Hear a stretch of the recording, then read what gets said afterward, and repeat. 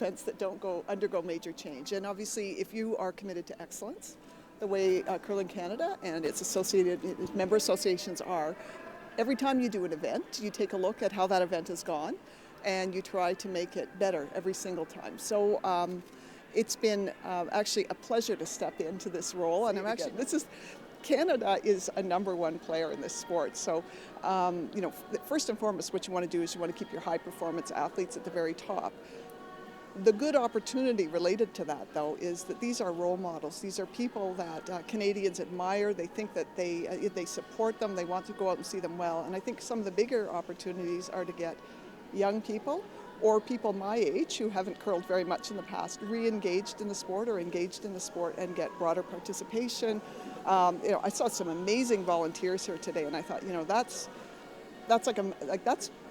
fairy dust that comes with these events as you get people to volunteer, to commit their time, and then they really become part of a larger community that's building something really great. So I like to be part of those sorts of things, and I have I've taken on roles and I've volunteered in many ways, and that's what I'd like to see Curling Canada continue to do. I mean, it's an exciting time, I think, and with change always comes a little bit of controversy. So I would say to any of you that there is never a CEO that steps into a spot like this, that these aren't jobs for the faint of heart, because everybody has an opinion on a lot of things. Especially curlers. Yeah, especially curlers. But what's really heartened me and made me want to say, yeah, I think I can do this, is the staff, the expert staff. I mean, Jerry Peckham and his group of people that are sitting around me, I feel really confident. I've got the best people in the world to help me, to help guide those decisions, make recommendations to the board, have good relationships with those member associations.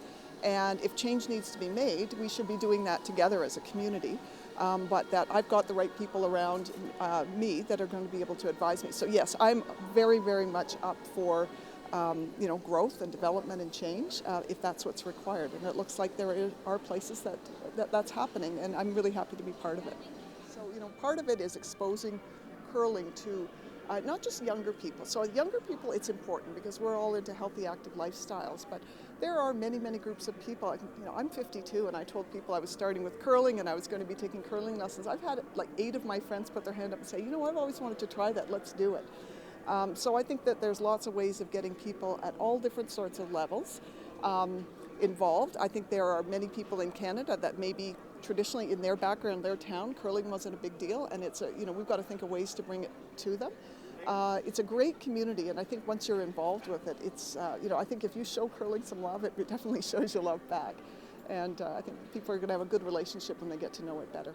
Going forward, what I bring is a real a passion for sports and getting people involved. I've been successful at it in the past, and I'd like to really bring those marketing and general management skills to be able to do that for the sport.